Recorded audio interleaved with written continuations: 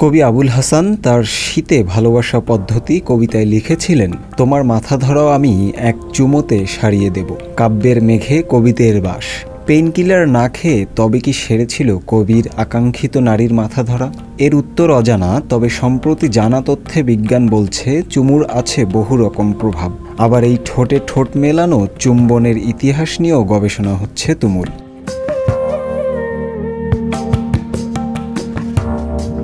New ইয়র্কের university at অ্যালাবানির evolutionary psychologist গবেষক অধ্যাপক গর্ডন গ্যালাপ জুনিয়রের মতে, আদিমকালে মা তার শিশু সন্তানকে যেভাবে খাইয়ে দিতেন তা থেকেই চুম্বনের বিবর্তন। মা প্রথমে খাবার মুখে নিয়ে চিবুতেন, তারপর সে খাবার ঠোঁট দিয়ে শিশুর মুখে দিতেন। চুম্বনের অভ্যাস মানুষের মৌলিক আচরণ ও অতি প্রাচীন সংস্কৃতি বলে মনে করেন নৃবিজ্ঞানীরা।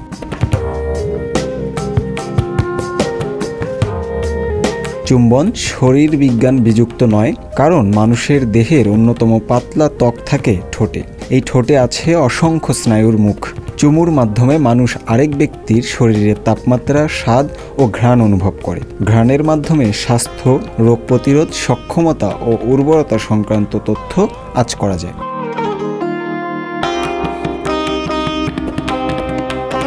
মানুষের সভ্যতায় প্রথম চুমুর উল্লেখ পাওয়া যায় পুরাণের কাহিনীতে। তাতে দেবতাদের আচরণ ও কর্ম উল্লেখে চুম্বন আছে। অথর্ববেদের মতো হিন্দুদের পবিত্র গ্রন্থগুলোয় সরাসরি চুম্বন শব্দটি নেই, কিন্তু কোথাও কোথাও ঠোঁটের ঘ্রাণ নেওয়ার উল্লেখ রয়েছে। আরেক জায়গায় চুমুর বিবরণ এভাবে পাওয়া যায়, এক তরুণ উপর্যুপরি আরেক তরুণীর ঠোঁট লেহন করছে। মহাভারতেও ঠোঁটে ঠোঁট মেলানোর উল্লেখ আছে, তবে বাৎসায়নের কামসূত্রে চুম্বনের বিষয়টি সবচেয়ে স্পষ্ট।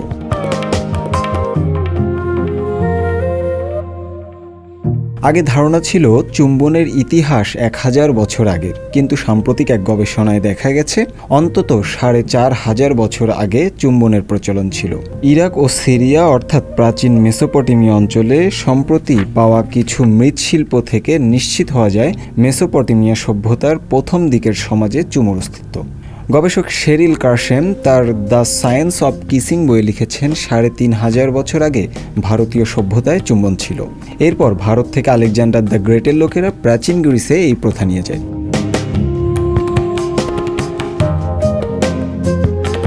মেসোপটেমিয়া সভ্যতার এক প্রাচীন চিকিৎসা গ্রন্থ থেকে জানা যায়, চুম্বনের মাধ্যমে হার্পিস সিমপ্লেক্স ভাইরাস 1 নামে এক ধরনের ভাইরাস ছড়িয়ে পড়ে।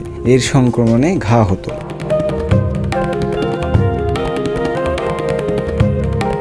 হালের প্রযুক্তি সভ্যতায় একটি চীনা চুম্বন যন্ত্র আবিষ্কৃত হয়ে আলোড়ন তুলেছে।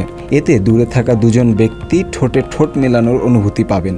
এ যন্ত্রে আছে সিলিকন প্রেসার সেন্সর অ্যাকুরেটরস।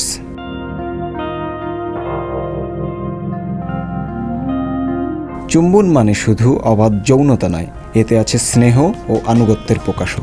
সবথেকে বড় কথা, চুমুতে ঘটে মানুষের সঙ্গে মানুষের সরাসরি মিলন।